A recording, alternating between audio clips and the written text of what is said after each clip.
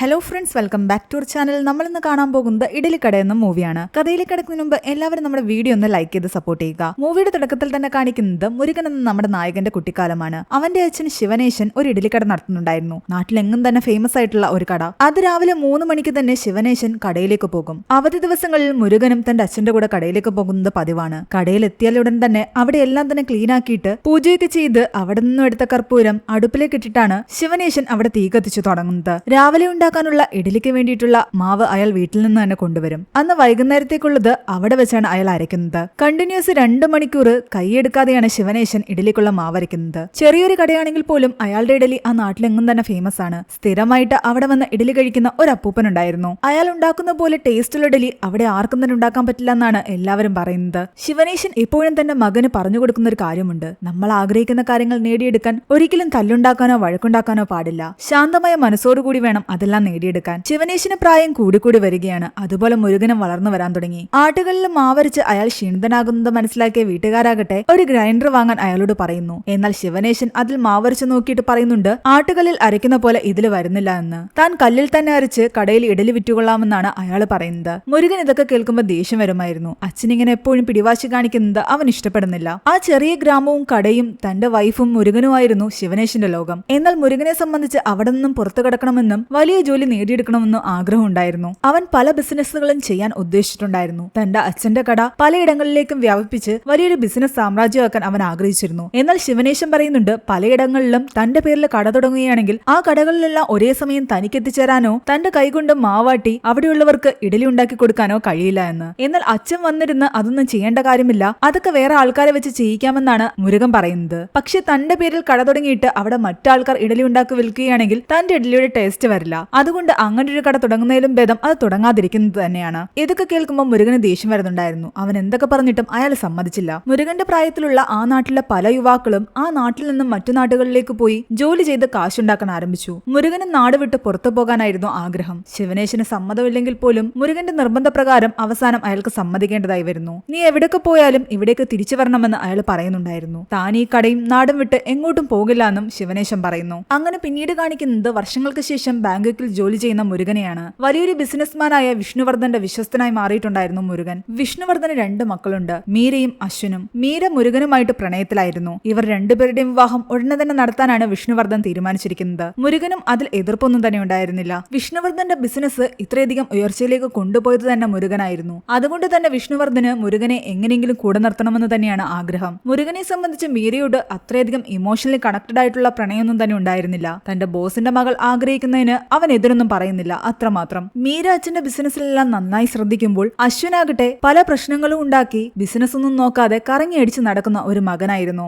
അവൻ കാരണം പല പ്രശ്നങ്ങളും വിഷ്ണുവർദ്ധന് ഉണ്ടായിട്ടുണ്ട്. ചൂത് കളിക്കാൻ പോയി പോലീസ് പിടിച്ച കേസായിരുന്നു ഇപ്പോൾ അവൻ ഉണ്ടാക്കി വെച്ചിരുന്നത്. ആ നാട്ടിൽ ചൂതുകളി എന്ന് വെച്ചു കഴിഞ്ഞാൽ വലിയ ശിക്ഷ ലഭിക്കുന്ന കേസായിരുന്നു. എന്നാൽ എങ്ങനെയൊക്കെ വിഷ്ണുവർദ്ധൻ ആ കേസ് ഒഴിവാക്കുന്നു. എന്നിട്ട് അശ്വനോട് പറഞ്ഞു കൊടുക്കുന്നുണ്ട്, നീ ഈ നാട്ടിൽ ഇതൊന്നും ചെയ്യാതെ ഇതൊക്കെ ലീഗലായിട്ട് നടത്തുന്ന വേറെ ഏതെങ്കിലും നാട്ടിൽ പോയി ചെയ്തു കൊള്ളാൻ. അപ്പോഴും മകൻ ചെയ്യുന്നത് തെറ്റാണെന്ന് വിഷ്ണുവർദ്ധൻ പറഞ്ഞില്ല. കാരണം അയാൾ തന്റെ മകനെ അത്രയധികം സ്നേഹിക്കുന്നുണ്ടായിരുന്നു. അവൻ ജനിച്ച് ഇന്നേ വരെ ഒരു തെറ്റിനും അയാൾ അവനെ അടിച്ചിട്ട് പോലും ഉണ്ടായിരുന്നില്ല. തന്റെ മകളേക്കാൾ കൂടുതൽ സ്നേഹം അയാൾക്ക് അശ്വനോടായിരുന്നു. ഇതൊക്കെ കാണുമ്പോൾ വിഷ്ണുവർദ്ധന്റെ പിയയ്ക്കും മുരുകനും ദേഷ്യം വരാറുണ്ട്. മകൻ കാണിക്കുന്ന തെറ്റുകൾക്ക് അവനെ ശിക്ഷിക്കാതെ അതിങ്ങനെ പ്രോത്സാഹിപ്പിക്കുന്നത് അവർക്ക് ഇഷ്ടപ്പെടുന്നുണ്ടായിരുന്നില്ല. വിഷ്ണുവർദ്ധൻ പലപ്പോഴും അശ്വനോട് പറയുമായിരുന്നു, മുരുകനെ പോലെ നീ നമ്മുടെ കമ്പനി നല്ല രീതിയിൽ നോക്കി നടത്തണമെന്ന്. എന്നാൽ തന്നെയും മുരുകനെയും കമ്പയർ ചെയ്യുന്നതോ അവനെ പോലെ താൻ പെരുമാറണമെന്ന് പറയുന്നതോ ഒന്നും തന്നെ അശ്വന് ഇഷ്ടമായിരുന്നില്ല. മീരയും അവനും തമ്മിലുള്ള വിവാഹത്തിൽ പോലും അശ്വന് എതിർപ്പുണ്ടായിരുന്നു. അന്ന് ജോലി കഴിഞ്ഞ് പോകുന്ന വഴിക്ക് മുരുകനാകട്ടെ തന്റെ അച്ഛനെ വിളിച്ച് സംസാരിക്കുന്നു. അവന്റെ കല്യാണം ഗ്രാമത്തിൽ വെച്ച് നടക്കുമെന്നായിരുന്നു അയാൾ വിചാരിച്ചിരുന്നത്. എന്നാൽ അതിനെല്ലാം വിപരീതമായി മറ്റൊരു നാട്ടിൽ വെച്ച് നടക്കുന്നതിൽ അവന്റെ അച്ഛന് ഒരുപാട് വിഷമമുണ്ടായിരുന്നു. മുരുകന്റെ വിവാഹത്തിൽ പങ്കെടുക്കാൻ അവന്റെ അച്ഛനോ അമ്മയ്ക്കോ വരാൻ സാധിക്കില്ല.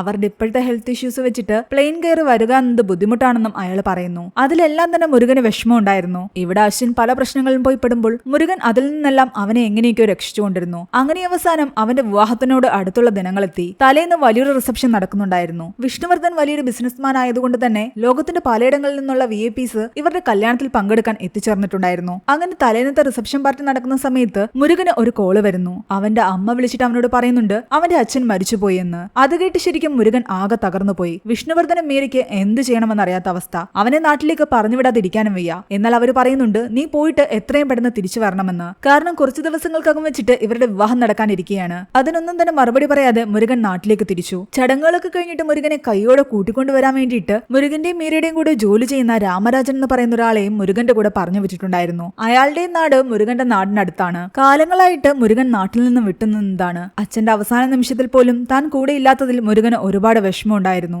അങ്ങനെ മുരുകൻ നാട്ടിലെത്തി. ആ നാട്ടുകാർക്കെല്ലാം തന്നെ മുരുകനോട് കുറച്ച് ദേഷ്യം ഉണ്ടായിരുന്നു. അവൻ വയസ്സായ അച്ഛനും അമ്മയെല്ലാം തന്നെ വിട്ടിട്ട് പുറം രാജ്യത്ത് പോയി ജോലി ചെയ്യുന്നത് ആർക്കും ഇഷ്ടപ്പെട്ടിട്ടുണ്ടായിരുന്നില്ല. ശിവനേശൻ എന്ന് വെച്ച് കഴിഞ്ഞാൽ ആ നാട്ടുകാർക്ക് ജീവനായിരുന്നു. അയാളുടെ മരണം ആ നാട്ടുകാരെയും വല്ലാതെ വേദനിപ്പിച്ചു. ഇനി ആ കടയിൽ നിന്ന് ഇഡലി കഴിക്കാൻ പറ്റാത്തതിൽ അവർക്കെല്ലാം ഒരുപാട് വിഷമവും തോന്നാൻ തുടങ്ങി. എന്നാൽ ശിവനേശന്റെ മരണത്തിൽ സന്തോഷിച്ചത് മാരി എന്ന് പറയുന്ന ആളായിരുന്നു. അയാൾക്ക് അവിടെ ഒരു പൊറോട്ട കടയുണ്ട്. ശിവനേശന്റെ കടയിലെ ഇഡലി കഴിക്കുന്ന കാരണം ആ നാട്ടിൽ ആരും തന്നെ മാരിയുടെ കടയിൽ നിന്ന് അധികം പൊറോട്ടയൊന്നും വാങ്ങി കഴിക്കില്ല. അയാളുടെ കടയിൽ കച്ചവടവും കുറവായിരുന്നു. ശിവനേശൻ മരിച്ച സ്ഥിതിക്ക് ഇനി ആ ഇഡലിക്കട മുന്നോട്ട് കൊണ്ടുപോകാൻ ആരുമില്ലല്ലോ. അതുകൊണ്ട് ഇനി തന്റെ പൊറോട്ട കടയിൽ ആൾക്കാർ വരാൻ തുടങ്ങുമെന്ന് മാരിക്ക് വിശ്വാസം ഉണ്ടായിരുന്നു. ചടങ്ങുകൾക്കിടയിൽ കയൽ എന്ന് പറയുന്ന ഒരു പെൺകുട്ടിയും കാണിക്കുന്നുണ്ട്. മുരുകൻ ഇവിടെ ഇല്ലാത്ത സമയത്ത് വയസ്സായ അവന്റെ അച്ഛനെ അമ്മയെല്ലാം തന്നെ നോക്കുന്നത് കയലായിരുന്നു. ആ നാട്ടിലെ ഇൻസ്പെക്ടറും മുരുകനെ ശ്രദ്ധിക്കുന്നുണ്ട്. ആ നാട്ടുകാരനായ അയാൾക്ക് ഇതുപോലെ നാട് വിട്ട് പുറത്തുപോയി ജോലി ചെയ്യുന്ന ആൾക്കാരുടെ ഒരു പുച്ഛം ഉണ്ടായിരുന്നു. അങ്ങനെ ശിവനേശന്റെ മൃതദേഹം എടുത്തുകൊണ്ടു പോകുന്ന സമയത്ത് അവരുടെ വീട്ടിലെ പശു പ്രസവിക്കുകയും ഒരു കുട്ടി ജനിക്കുകയും ചെയ്യുന്നു.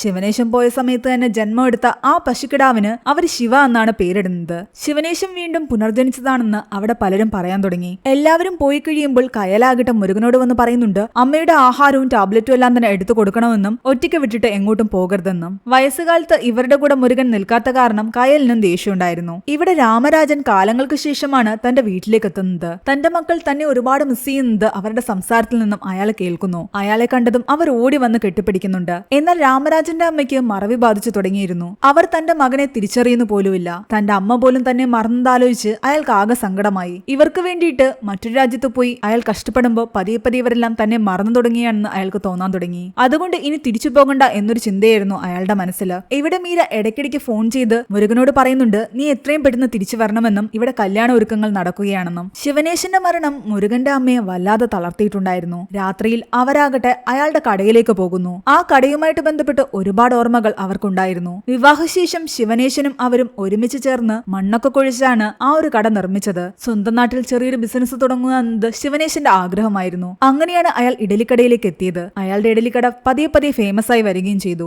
ശിവനേശനും വൈഫിനും ആ കടയോട് ഒരു ആത്മബന്ധം ഉണ്ടായിരുന്നു. അന്ന് രാത്രി ആ കടയൊക്കെ കണ്ടിട്ട് തിരിച്ച് വീട്ടിൽ വന്ന് കിടന്നുറങ്ങിയ ശിവനേശന്റെ വൈഫ് പിന്നീട് ഉണർന്നില്ല. രാവിലെ കയ്യിൽ വന്ന് വിളിക്കുമ്പോൾ അവർ മരിച്ചു കിടക്കുകയായിരുന്നു. ആകെ തകർന്ന് മുരുകനും അവിടെ തന്നെ ഇരിപ്പുണ്ട്. അടുത്തടുത്ത ദിവസങ്ങളിലുള്ള അമ്മയുടെ അച്ഛന്റെയും മരണം മുരുകനെ വല്ലാതെ തളർത്തിയിട്ടുണ്ടായിരുന്നു. ഈ ന്യൂസ് അറിഞ്ഞ മീരയും ആകെ ടെൻഷനിലായി. ഇനിയിപ്പോൾ കല്യാണം അങ്ങാണ് മാറ്റിവെക്കേണ്ടി വരുമോ എന്നായിരുന്നു അവളുടെ പേടി. പക്ഷെ വീണ്ടും പെട്ടെന്ന് തന്നെ ചടങ്ങുകൾ തീർത്തിട്ട് അവനോട് വരാൻ വേണ്ടിയിട്ട് അവർ നിർബന്ധിക്കുകയായിരുന്നു. ഒടുവിൽ മുരുകന്റെ വീട്ടില് അവനും ആ പശുവും അതിന്റെ കിടാവും മാത്രമായി. ആ പശുക്കിടാവാകട്ടെ മുരുകനോട് അടുക്കാറേയുണ്ടായിരുന്നില്ല. അത് തന്നോട് അകലം പാലിക്കുമ്പോൾ തന്റെ അച്ഛൻ തന്നോട് ദേഷ്യപ്പെട്ടിരിക്കുന്നത് പോലെയാണ് അവന് തോന്നുന്നത്. ഇവിടെ മീരയാകട്ടെ രാമരാജനെ പ്രഷർ ചെയ്തുകൊണ്ടിരിക്കുകയാണ് എത്രയും പെട്ടെന്ന് മുരുകനെയും കൂട്ടി തിരിച്ചു വരണമെന്ന് പറഞ്ഞിട്ട്. എന്നാൽ ആ കട അങ്ങനെ വിട്ടിട്ട് പോകാൻ മുരുകന് തോന്നിയില്ല. രാമരാജൻ പറയുന്നുണ്ട് മറ്റാർക്കെങ്കിലും ആ കട വിൽക്കാമെന്ന്. മാരിക്ക് ആ കട വാങ്ങിക്കാൻ ആഗ്രഹമുണ്ടായിരുന്നു. മുരുകനെ എത്രയും പെട്ടെന്ന് ബാങ്കോക്കിലേക്ക് തിരിച്ചെത്തിക്കാൻ വേണ്ടിയിട്ട് മീര രാമരാജനോട് കൂടി ചേർന്നിട്ട് മാരിയുമായിട്ട് സംസാരിച്ച് അയാളെ കൊണ്ട് തന്നെ 7 ലക്ഷം രൂപയ്ക്ക് ആ കട വാങ്ങിപ്പിക്കാൻ തീരുമാനിക്കുന്നു.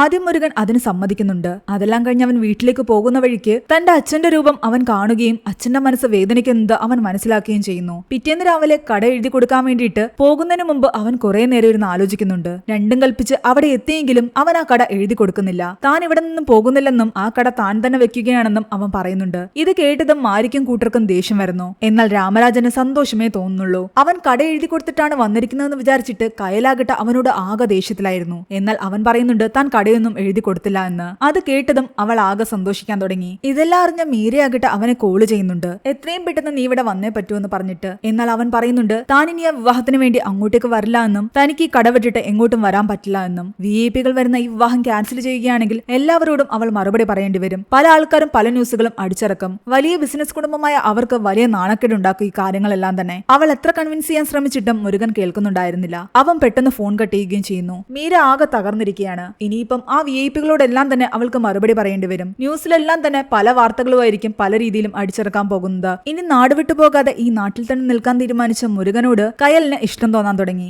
രാമരാജൻ അവനോട് ചോദിക്കുന്നുണ്ട് കയൽ ശരിക്കും ആരാണെന്ന്. കയല് തങ്ങളുടെ അടുത്തുള്ള വീട്ടിലെ കുട്ടിയാണെന്നും 8ാം ക്ലാസ്സിൽ പഠിക്കുന്ന സമയത്ത് ഞങ്ങൾ ബോയ്ഫ്രണ്ടും ഗേൾഫ്രണ്ടും ആയിരുന്നു എന്നൊക്കെ മുരുകൻ അയാളോട് പറയുന്നുണ്ട്. ചെറുപ്പത്തിലുള്ള ആ ഇഷ്ടം കയലിന് ഇപ്പോഴും മുരുകൻ ഉണ്ടായിരുന്നു. മുരുകന്റെ അച്ഛനും അമ്മയ്ക്കും കയൽ കയലിനെ മുരുകനെ കൊണ്ട് കല്യാണം കഴിപ്പിക്കണമെന്നായിരുന്നു ആഗ്രഹം. അച്ഛന്റെ അമ്മയുടെ മരണത്തിൽ നിന്നെല്ലാം പതിയെ റിക്കവറായി വന്ന മുരുകനാകട്ടെ വീണ്ടും അച്ഛന്റെ ആ കട തുടങ്ങാൻ ആരംഭിച്ചു. കയലിന്റെ കൂടെ പോയി കടയിൽ നിന്നും അതിനു വേണ്ടിയിട്ടുള്ള സാധനങ്ങളും വാങ്ങുന്നു. ആ കട വീണ്ടും തുറക്കുന്നതിൽ അവൾ ഒരുപാട് ഹാപ്പി ആയിരുന്നു. തന്റെ അച്ഛൻ രാവിലെ എഴുന്നേറ്റ് പോകുന്നത് പോലെ അതിരാവിലെ 3 മണിക്ക് അവൻ എഴുന്നേറ്റ് പോയി ആട്ടുകല്ലിലിരുന്ന് മാവരയ്ക്കാൻ ആരംഭിച്ചു. എന്നാൽ അത് എത്രത്തോളം കഠിനമായ പണിയാണെന്ന് അപ്പോഴാണ് അവന് മനസ്സിലായത്. തികച്ചൊരു 5 മിനിറ്റ് പോലും അവന് ആ മാവാട്ടാൻ സാധിക്കുന്നുണ്ടായിരുന്നില്ല. അവൻ ആകെ തളർന്നു പോയി. കയലും കൂടി അവനെ സഹായിക്കാൻ വന്ന് അവർ രണ്ടുപേരും മാറി മാറി അരച്ചിട്ടും ഒരുപാട് കഷ്ടപ്പെട്ടാണ് ഇഡലിക്കുള്ള മാവായിട്ട് അത് അരച്ചെടുക്കാൻ പറ്റിയത്. എന്നിട്ട് കഷ്ടപ്പെട്ട് ഇഡലിയൊക്കെ ഉണ്ടാക്കി സ്ഥിരമായിട്ട് കഴിക്കാൻ വരുന്ന ആ അപ്പൂപ്പന് കൊടുക്കുമ്പോൾ അയാളുടെ മുഖഭാവത്തിൽ നിന്ന് അവർക്ക് മനസ്സിലാകുന്നുണ്ട് തന്റെ അച്ഛൻ ശിവനേശൻ ഉണ്ടാക്കുന്നതിന്റെ അത്ര ടേസ്റ്റ് ഒന്നും തന്നെ ആ ഇഡലിക്കില്ല എന്ന്. അതോടെ മുരുകൻ ആകെ നിരാശനായി. അവൻ പിറ്റേന്നും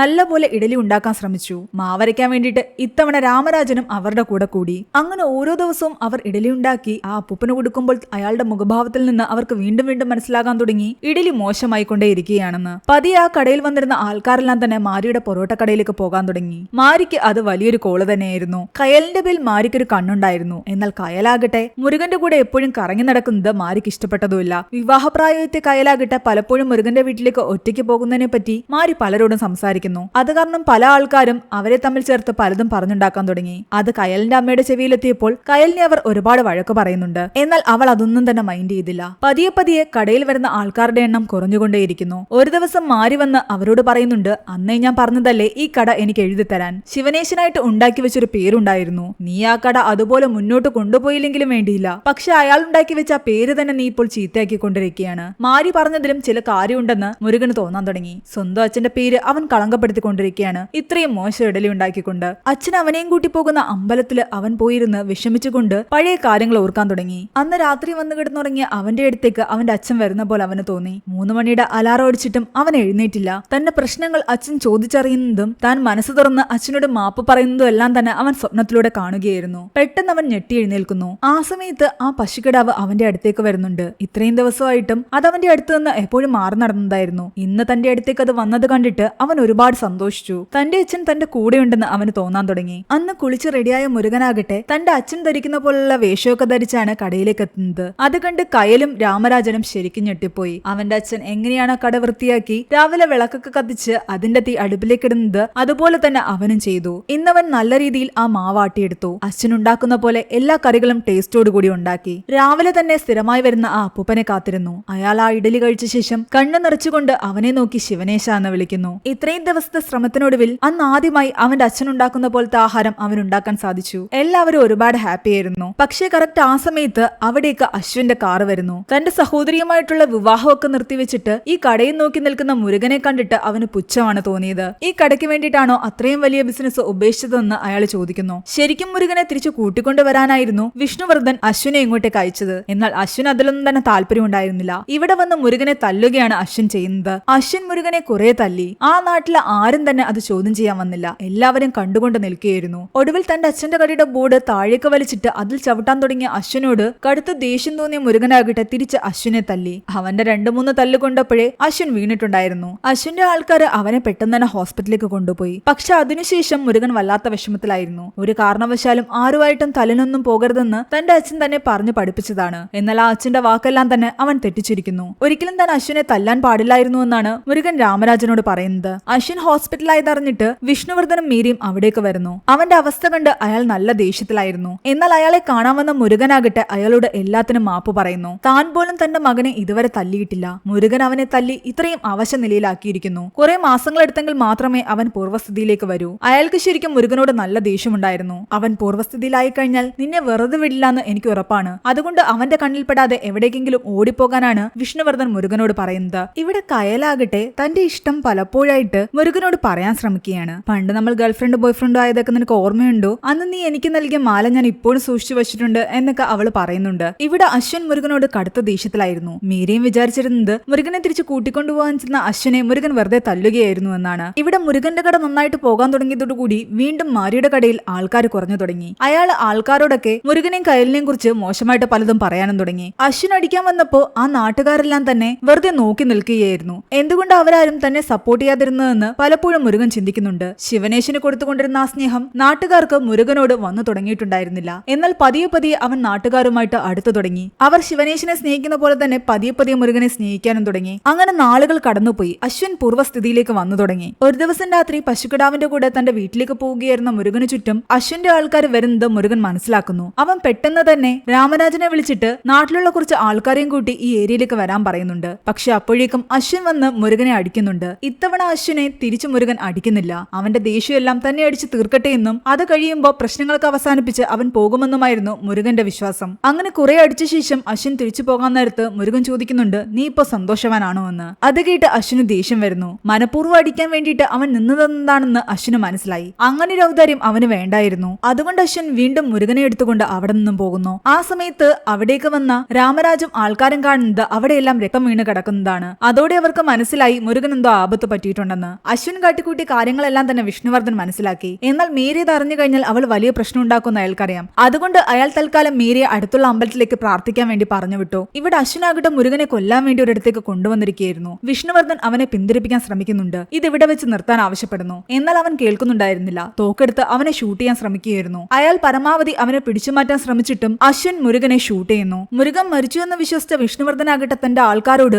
ഈ ഗ്രാമത്തിലെ ജനങ്ങൾ കാണാതെ ഇവന്റെ ബോഡി ആ കാട്ടിലേക്ക് കൊണ്ടുകളയാൻ പറയുകയാണ്. പക്ഷെ അപ്പോഴേക്കും ജനങ്ങളെല്ലാം തന്നെ മുരുകനെ അന്വേഷിച്ച് ഇറങ്ങിയിട്ടുണ്ടായിരുന്നു. ആ ഇൻസ്പെക്ടറിനോടും അവർ പരാതി പറയുന്നു. എല്ലാവരും ചേർന്ന് പലയിടങ്ങളിലും അന്വേഷിക്കാൻ തുടങ്ങി. വിഷ്ണുവർദ്ധന്റെ ആൾക്കാർ അവനെ എന്തോ ചെയ്തെന്ന് അവർക്ക് മനസ്സിലായിട്ടുണ്ടായിരുന്നു. മുരുകൻ എവിടെയെന്ന് കണ്ടെത്തണമെങ്കിൽ വിഷ്ണുവർദ്ധനെ ഭീഷണിപ്പെടുത്തിയെങ്കിലേ പറ്റൂ. അതിനു വേണ്ടിയിട്ട് രാമരാജൻ മീരയെ വന്ന് കാണുന്നുണ്ട്. തന്റെ വീട്ടിലേക്ക് വാ, തന്റെ വീട്ടുകാരെ പരിചയപ്പെടുത്താമെന്ന് പറഞ്ഞിട്ട് അവളെ അവിടേക്ക് കൂട്ടിക്കൊണ്ടുപോയി തടവിൽ വെക്കുകയാണ്. വിഷ്ണുവർദ്ധൻ പറഞ്ഞ പ്രകാരം മുകളിൽ നിന്നും പല ആൾക്കാരും ഇൻസ്പെക്ടറെ വിളിക്കുന്നുണ്ട്. ഈ കേസ് എങ്ങനെയെങ്കിലും ഒതുക്കി തീർക്കണമെന്ന് പറഞ്ഞിട്ട്. എന്നാൽ ഇൻസ്പെക്ടറിനാകട്ടെ ആ ഗ്രാമത്തിലുള്ള ആൾക്കാരുടെ കൂടെയും മുരുകന്റെ കൂടെയും നിൽക്കാനായിരുന്നു താല്പര്യം. പക്ഷെ മുകളിൽ നിന്നുള്ള പ്രഷർ കാരണം അയാൾ രണ്ട് സൈഡിലും നിൽക്കേണ്ടി വരുന്ന ഒരു അവസ്ഥയായിരുന്നു. ഒടുവിൽ ജനങ്ങൾ ആ കാട്ടിലെല്ലാം തന്നെ അന്വേഷിച്ച് മുരുകനെ കണ്ടെത്തി. അവൻ മരിച്ചിട്ടുണ്ടായിരുന്നില്ല. കുറച്ച് ജീവൻ ബാക്കിയുണ്ടായിരുന്നു. ക്രിട്ടിക്കൽ സ്റ്റേജിൽ ഹോസ്പിറ്റൽ കിടക്കുകയാണ്. മുരുകന്റെ ഈ അവസ്ഥയ്ക്ക് കാരണം വിഷ്ണുവർദ്ധനാണെന്ന് മനസ്സിലാക്കിയ ആൾക്കാർ അയാളുടെ വീടിന് മുന്നിൽ തടിച്ചുകൂടാൻ തുടങ്ങി. ഇതോടെ വിഷ്ണുവർദ്ധൻ ആകെ ടെൻഷനിലായി. മുരുകൻ ജീവനോട് തിരിച്ചു വന്നില്ലെങ്കിൽ ഈ ആൾക്കാർ തങ്ങളെ വെറുതെ വിടില്ല എന്ന് അയാൾക്ക് അറിയാമായിരുന്നു. അവർ ആ നാട് വിട്ടു പോകാൻ ശ്രമിക്കുമ്പോഴെല്ലാം തന്നെ ആ ആൾക്കാർ അവരെ തടഞ്ഞുകൊണ്ടിരിക്കുകയാണ്.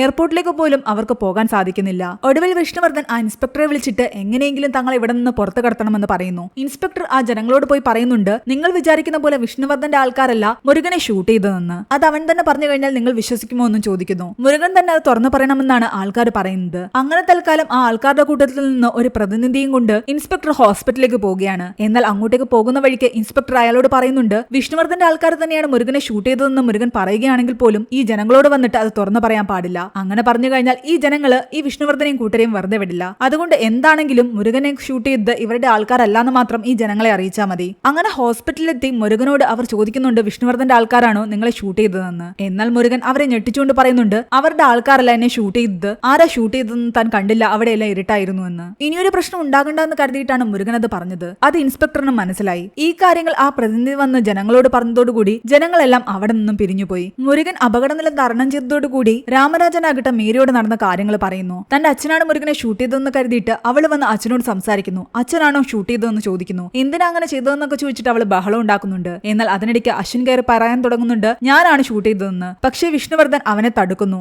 നമ്മളതൊന്നും ചെയ്തിട്ടില്ല എന്നാണ് അവളോട് പറയുന്നത്. നമ്മൾ മോശപ്പെട്ട ആൾക്കാരാണോ, നമ്മൾ തെറ്റായ ആൾക്കാരാണോ എന്നൊക്കെ അവൾ ചോദിക്കുമ്പോൾ അയാൾ പറയുന്നുണ്ട്, നമ്മുടെ ഭാഗത്ത് ഒരു തെറ്റുമില്ല, അത് ആരുടെ കയ്യിൽ നിന്ന് അബദ്ധത്തിൽ പറ്റിയതാണെന്ന്. അങ്ങനെ അവളെ പറഞ്ഞ് വിശ്വസിപ്പിക്കുകയായിരുന്നു. മുരുകൻ ഭേദമായി തിരിച്ച് വീട്ടിലേക്ക് എത്തുമ്പോൾ ആ ജനങ്ങൾ മുഴുവൻ അവനെ കാത്തിരിപ്പുണ്ടായിരുന്നു. കയ്യില് വീണ്ടും അവന്റെ കൂടെ രാത്രി ഒറ്റയ്ക്ക് വീട്ടിലേക്ക് വരുന്ന കണ്ടിട്ട് അവളുടെ അമ്മ അവളെ ഒരുപാട് വഴക്ക് പറയുന്നു. എന്നാൽ ഇതെല്ലാം കേട്ടുകൊണ്ട് മുരുകൻ പറയുന്നുണ്ട്, നിങ്ങൾക്ക് സമ്മതമാണെങ്കിൽ കയലിനെ ഞാൻ വിവാഹം കഴിക്കാൻ തയ്യാറാണെന്ന്. അത് കേട്ടതും കയല് ഒരുപാട് സന്തോഷിക്കാൻ തുടങ്ങി. അവളുടെ അമ്മയ്ക്കും അതിൽ എതിർപ്പൊന്നും ഉണ്ടായിരുന്നില്ല. അങ്ങനെ പതിയെ പതിയെ മുരുകൻ പൂർണ്ണമായിട്ട് റിക്കവറായി. അതിനിടയ്ക്ക് മീര അവനെ കാണാൻ വരുന്നുണ്ട്. തന്റെ ആൾക്കാരാണോ നിന്നെ ഷൂട്ട് ചെയ്തതെന്ന് ചോദിക്കുമ്പോൾ എനിക്കറിയില്ല, ഇരുട്ടായിരുന്നു എന്നൊക്കെ അവൻ കള്ളം പറയുന്നു. അന്ന് കല്യാണം വേണ്ടാന്ന് വെച്ചിട്ട് നീ നാട്ടിൽ തന്നെ തുടർന്നത് എനിക്ക് ഒരുപാട് ദേഷ്യം ഉണ്ടാക്കിയെന്ന് അവൾ പറയുമ്പോൾ അവൻ തിരിച്ചു ചോദിക്കുന്നുണ്ട്, അന്ന് എന്റെ അച്ഛന് പകരം നിന്റെ അച്ഛൻ മരിച്ചിരുന്നെങ്കിൽ നീ ആ കല്യാണം മുന്നോട്ട് കൊണ്ടുപോകുമായിരുന്നു എന്ന്. അത് നീ ക്യാൻസൽ ചെയ്യുമായിരുന്നില്ലേ? അപ്പൊ എന്റെ അച്ഛനേക്കാളും നിന്റെ അച്ഛന്റെ ജീവനാണ് നീ വില കൽപ്പിക്കുന്നത്. അതുകൊണ്ടാണ് നീ അങ്ങനെയൊക്കെ അന്ന് ചിന്തിച്ചത്. കേട്ടപ്പോൾ അത് ശരിയാണെന്ന് അവൾക്കും തോന്നി. തന്റെ അച്ഛനാ മരിച്ചിരുന്നെങ്കിൽ ഒരിക്കലും അവൾ ആ കല്യാണവുമായിട്ട് മുന്നോട്ട് പോകില്ല, അത് ക്യാൻസൽ ചെയ്തേനെ. എന്തായാലും കുറച്ച് ദിവസങ്ങളും കൂടി കഴിയുമ്പോൾ തങ്ങൾ ഇവിടെ നിന്ന് പോകുമെന്നാണ് മീര പറയുന്നത്. പക്ഷേ ഇവിടെ അശ്വിൻ അപ്പോഴും ദേഷ്യത്തിലായിരുന്നു. താൻ ഷൂട്ട് ചെയ്തിട്ട് പോലും മറ്റുള്ളവരോട് താനല്ല ഷൂട്ട് ചെയ്തതെന്നാണ് മുരുകൻ പറഞ്ഞിരിക്കുന്നത്. അവൻ വീണ്ടും വീണ്ടും എന്നെ ഇൻസൾട്ട് ചെയ്യുകയാണെന്നാണ് അശ്വിൻ പറയുന്നത്. അതുകൊണ്ട് എന്തെങ്കിലും ഒരു പണി അവന് തിരിച്ചു കൊടുത്തെങ്കിലേ പറ്റൂ. ആകെ ദേഷ്യത്തിലായിരുന്നു അശ്വിൻ. എത്രയൊക്കെ വിഷ്ണുവർദ്ധൻ അവനെ സമാധാനിപ്പിക്കാൻ ശ്രമിച്ചിട്ടും അവൻ കേട്ടില്ല. ഒടുവിൽ തന്റെ മകന്റെ പക വീട്ടാൻ തന്നെ അയാൾ കൂടെ നിൽക്കുകയാണ്. അവന് ഏറ്റവും ഇഷ്ടപ്പെട്ട എന്തെങ്കിലും ഒന്ന് നശിപ്പിക്കുക. അത് ചെയ്തു കഴിഞ്ഞാൽ ചിലപ്പോൾ മകന്റെ ദേഷ്യം തീരുമെന്ന് അയാൾ വിശ്വസിച്ചു. അതിനു വേണ്ടിയിട്ട് അവർ ആ ഇൻസ്പെക്ടറിനെ കയ്യിലെടുക്കാൻ ശ്രമിക്കുന്നു. മുരുകന്റെ ഇഡലിക്കട ഇരിക്കുന്നത് ചിലപ്പോൾ പുറമ്പോക്ക് ഭൂമിയിലായിരിക്കും. കാരണം അന്നത്തെ ഒരുപാട് കടകൾ അങ്ങനെയാണ് ഇരിക്കുന്നത്. അതിന് കറക്റ്റ് ആയിട്ടുള്ള പേപ്പറൊന്നും തന്നെ ഇല്ലെങ്കിൽ ആ കട തന്നെ ഇല്ലാതെയാക്കാം. അതിന്റെ പിന്നിലുള്ള സത്യാവസ്ഥ അന്വേഷിക്കാൻ ഇൻസ്പെക്ടറിനോട് അവർ പറയുകയും അയാൾക്ക് കുറെ കാശ് കൊടുക്കുകയും ചെയ്യുന്നു. താൻ ആ ജോലി ചെയ്യാമെന്ന് പറഞ്ഞിട്ട് ആ കാശും വാങ്ങി ഇൻസ്പെക്ടർ പോയി. ഇവിടെ മാരിയാകട്ടെ കയലിനെ തനിക്ക് വിവാഹം കഴിച്ചു തരണമെന്ന് പറഞ്ഞിട്ട് കയലിന്റെ അമ്മയുടെ അടുത്തേക്ക് വരുന്നു. എന്നാൽ കയലും അമ്മയും ചേർന്നിട്ട് അയാളെ നാണം കെടുത്തി അവിടെ നിന്ന് പറഞ്ഞു വിടുകയാണ്. ഇവിടെ അശ്വിൻ വിചാരിച്ചിരുന്നത് മുരുകന്റെ ഇഡലിക്കടയ്ക്ക് പേപ്പറൊന്നും തന്നെ ഇല്ലാന്നാണ്. എന്നാൽ ഇൻസ്പെക്ടർ വന്ന് പറയുന്നുണ്ട് അതിന് പേപ്പറൊക്കെ ഉണ്ട്, അതെല്ലാം തന്നെ കറക്റ്റ് ആണെന്നും ആ കട ലീഗലായിട്ടുള്ള സ്ഥലത്താണ് ഇരിക്കുന്നതെന്നും. പക്ഷെ യഥാർത്ഥത്തിൽ അതിന് പേപ്പർ ഉണ്ടായിരുന്നില്ല.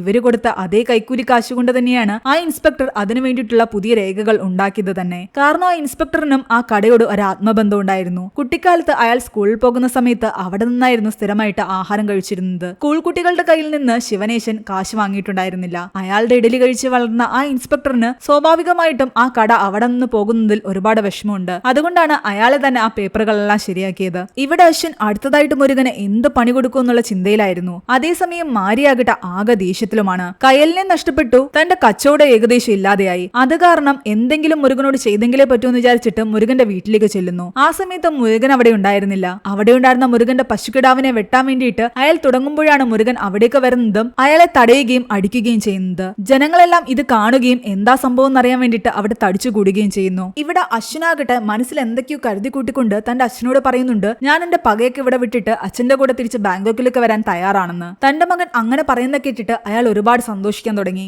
ഇവിടെ ഒരു പ്രശ്നം ഉണ്ടാക്കാൻ അയാൾക്കും താല്പര്യം ഉണ്ടായിരുന്നില്ല. കാരണം അയാളുടെ ബിസിനസ് എല്ലാം അവിടെ വിട്ടിട്ടാണ് അയാൾ വന്നിരിക്കുന്നത്. അതിപ്പോൾ നഷ്ടത്തിലേക്ക് പോയിക്കൊണ്ടിരിക്കുകയാണ്. അശ്വിൻ സമ്മതിച്ച സ്ഥിതിക്ക് പെട്ടെന്ന് തന്നെ അയാൾ ടിക്കറ്റ് എടുക്കാൻ തന്റെ പിയോട് പറയുന്നു. പക്ഷേ ആ സമയം അശ്വിന്റെ മനസ്സിൽ വേറെ ചിന്തകളായിരുന്നു. ആരും അറിയാതെ അശ്വിനാകട്ടെ അന്ന് രാത്രി മുരുകന്റെ ഇഡലിക്കടയ്ക്ക് തീയിടുന്നു. മുരുകനാകട്ടെ ഇവിടെ മാരിയുമായിട്ട് തല്ലുകൂടിക്കൊണ്ടിരിക്കുകയാണ്. അശ്വിൻ ഈ കടയ്ക്ക് തീയിടുന്നത് രാമരാജൻ കാണുകയും അവനെ തടയാൻ ശ്രമിക്കുകയും ചെയ്യുന്നുണ്ട്. പക്ഷെ അതൊന്നും അവൻ കേട്ടില്ല. കടയ്ക്ക് തീപിടിക്കുന്ന കണ്ടിട്ട് ആൾക്കാരെല്ലാം ആ തീ അണയ്ക്കാൻ ശ്രമിക്കുന്നു. മുരുകൻ ഇവിടെ ദേഷ്യത്തില് മാരിയോട് ചോദിക്കുകയായിരുന്നു, നിങ്ങൾക്കൊക്കെ എന്തുകൊണ്ടാണ് എന്നോട് ഇത്ര ദേഷ്യമെന്ന്? ഞാൻ ഈ നാട്ടുകാരൻ തന്നെയല്ലേ, ആരെയും ദ്രോഹിക്കാൻ വന്നിട്ടില്ലല്ലോ. പിന്നെ എന്തിനാ എല്ലാവരും എന്നെ ദ്രോഹിക്കുന്നത്? എന്നെ കൊല്ലാനാണ് നിങ്ങൾക്ക് ആഗ്രഹമെങ്കിൽ നിങ്ങൾ എന്നെ കൊന്നോളൂ. ആ മിണ്ടാപ്രാണി എന്തിനാ കൊല്ലാൻ പോകുന്നത്? അവൻ ഇങ്ങനെയൊക്കെ പറയുന്ന കേട്ടപ്പോ മാരിക്കും സങ്കടം തോന്നാൻ തുടങ്ങി. ആ സമയത്താണ് രാമരാജ് വന്നിട്ട് മുരുകനോട് കട കത്തുന്ന വിവരം പറയുന്നത്. മുരുകൻ പേടിച്ചുകൊണ്ട് ഓടി അവിടേക്ക് എത്തുമ്പോഴേക്കും കട മുഴുവൻ കത്തി നശിച്ചിരുന്നു. പിറ്റേന്ന് രാവിലെ നാട്ടിൽ നിന്നും പോകാൻ റെഡിയായി നിൽക്കുകയായിരുന്നു വിഷ്ണുവർദ്ധനും അശ്വിനും. ആ സമയത്ത് രാമരാജൻ ഈ കാര്യങ്ങളെല്ലാം തന്നെ മീരയെ വിളിച്ചു പറയുന്നുണ്ട്. അവനെ ഷൂട്ട് ചെയ്തതും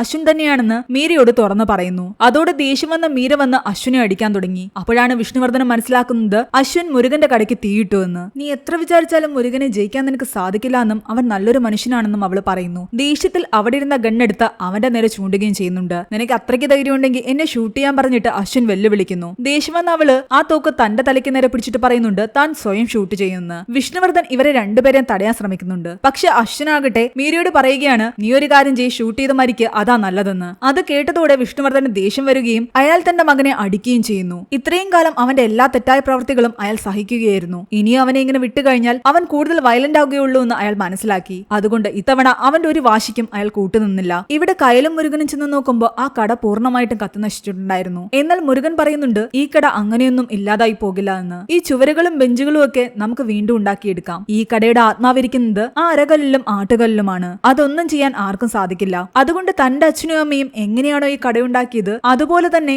മുരുകനും കയ്യിലും ചേർന്നിട്ട് സ്വന്തമായിട്ട് മണ്ണൊക്കെ കുഴിച്ചുണ്ടാക്കി ആ കട പൂർണ്ണമായിട്ടും പഴയ അവസ്ഥയിലേക്ക് കൊണ്ടുവരുന്നു. കുറച്ചുനാൾ കഴിയുമ്പോൾ വിഷ്ണുവർദ്ധൻ തന്റെ മകനെയും മകളെയും കൂട്ടി അവിടേക്ക് എത്തുന്നു. എല്ലാത്തിനും മുരുകനോട് മാപ്പ് പറയുന്നു. അയാളുടെ നിർബന്ധപ്രകാരം അശ്വനും മുരുകനോട് സോറി പറയുന്നുണ്ട്. മുരുകൻ അവരെ എല്ലാവരെയും ആഹാരം കഴിക്കാൻ ആ കടയിലേക്ക് ക്ഷണിക്കുന്നു. അവരെല്ലാവരും ഇഡലി കഴിക്കുകയും അതിന്റെ രുചി ഒരുപാട് പ്രശംസിക്കുകയും ചെയ്യുന്നുണ്ട്. എന്നാലും വിഷ്ണുവർദ്ധൻ മുരുകനോട് പറയുന്നുണ്ട് ഇവൻ ചെയ്ത തെറ്റിന് എന്തെങ്കിലും ശിക്ഷ നീ കൊടുക്കണമെന്ന്. വേണമെങ്കിൽ നീ അവനെ അടിച്ചോളാൻ അയാൾ പറയുന്നു. എന്നാൽ മുരുകൻ അവനെ അടിക്കുകയല്ല ചെയ്യുന്നത്. അതിന് പകരമായിട്ട് അവന് നല്ലൊരു ശിക്ഷ തന്നെ കൊടുക്കുന്നു. ആ ആട്ടുകല്ലിലിരുന്ന് ഇഡലിയുടെ മാവരയ്ക്കുക. അത് നല്ല പണിപ്പെട്ട ജോലിയായിരുന്നു എന്ന് അവന് മനസ്സിലായി. കുറച്ചുനേരം ആരംഭിച്ചപ്പോ തന്നെ അവൻ വല്ലാതെ തളർന്നിട്ടുണ്ടായിരുന്നു. ഒടുവിൽ അശ്വിൻ തന്നെ മുരുകനോട് പറയുന്നുണ്ട് ഇതിലും ഭേദം നീ എന്നെ 2 ഇടിയിടിക്കുന്നതാണെന്ന്. എന്നാൽ യഥാർത്ഥ ശിക്ഷ ഇത് തന്നെയാണെന്ന് പറഞ്ഞിട്ട് അവനോട് വീണ്ടും മാവരയ്ക്കാനാണ് അവൻ ആവശ്യപ്പെടുന്നത്. അതും പറഞ്ഞ് ചിരിച്ചുകൊണ്ട് തന്റെ കടയുടെ ഫ്രണ്ടിൽ വന്ന് മുരുകൻ ഇരിക്കുന്നുണ്ട്. അവന്റെ അച്ഛനിരുന്ന സ്ഥാനത്ത് ആ കട നോക്കി നടത്തിക്കൊണ്ട് മുരുകൻ ഇരിക്കുന്നിടത്താണ് ഈ ഒരു മൂവി അവസാനിക്കുന്നത്. ഈ ഒരു മൂവിയുടെ സ്റ്റോറി എങ്ങനെയുണ്ടായിരുന്നു നിങ്ങൾ താഴെ കമന്റ് ചെയ്യുക. എക്സ്പ്ലനേഷൻ ഇഷ്ടപ്പെട്ടെങ്കിൽ നമ്മുടെ വീഡിയോ ലൈക്ക് ചെയ്യാനും ഈ ചാനൽ സബ്സ്ക്രൈബ് ചെയ്യാനും മറക്കണ്ട.